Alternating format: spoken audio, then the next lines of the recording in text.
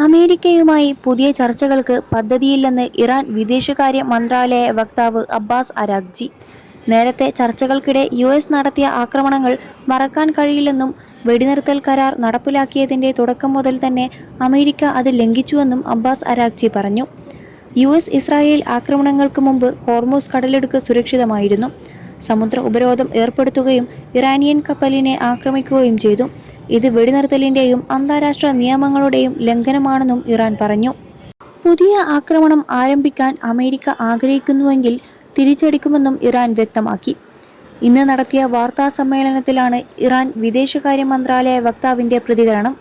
അതേസമയം ഇന്ത്യൻ കപ്പലുകൾക്ക് നേരെ ഇറാനിയൻ റവല്യൂഷണറി ഗാർഡ് വെടിവെപ്പ് നടത്തിയതിനെ തുടർന്ന് ഹോർമൂസ് കടലിടുക്ക് മേഖലയിൽ ഇന്ത്യൻ നാവികസേന സുരക്ഷാ വലയം കടുപ്പിച്ചു. പേർഷ്യൻ ഗൾഫിലൂടെ സഞ്ചരിക്കുന്ന ഇന്ത്യൻ പതാകയേന്തിയ കപ്പലുകൾക്ക് സേന കർശന ജാഗ്രതാ നിർദ്ദേശം നൽകിയിട്ടുണ്ട്. 21 ലക്ഷത്തോളം സന്തുഷ്ടരായ ഉപഭോക്താക്കളും 2 ലക്ഷത്തോളം തിമിര ശസ്ത്രക്രിയകളും പൂർത്തിയാക്കിയ മലബാറിലെ ഏക കണ്ണാശുപത്രി Al Salama eye hospital, hospital road, Perinthalmanna.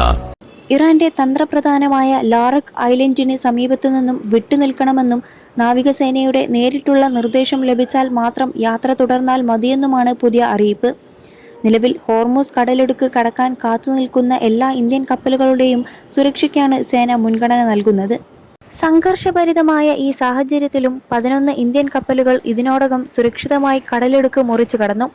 April 18-ന് ദേശ്ഗരിമ എന്ന ടാങ്കറാണ് അവസാനമായി മേഖല കടന്നത്. എന്നാൽ ഇതേ ദിവസം തന്നെ ജഗ് അർണവ്, സെൻമാർ ഹെറാൾഡ് എന്നീ 2 ഇന്ത്യൻ കപ്പലുകൾക്ക് നേരെ ഇറാൻ സേന വെടിവെപ്പ് നടത്തുകയും ഇവ തിരിച്ചയക്കാൻ നിർബന്ധിതരാവുകയും ചെയ്തിരുന്നു. നിലവിൽ അറബിക്കടലിലെത്തിയ ദേശ്ഗരിമയ്ക്ക് നാവികസേന അകമ്പടി സേവിക്കുന്നുണ്ട്. കപ്പൽ ഏപ്രിൽ 22-ഓടെ മുംബൈയിൽ എത്തുമെന്നാണ് പ്രതീക്ഷിക്കുന്നത്.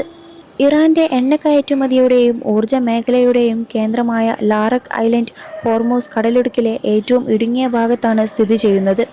അതീവ സുരക്ഷാ മേഖലയായ ഇവിടെ റഡാർ സംവിധാനങ്ങളുടെയും ബങ്കറുകളുടെയും ശക്തമായ നിരീക്ഷണ വലയമുണ്ട്.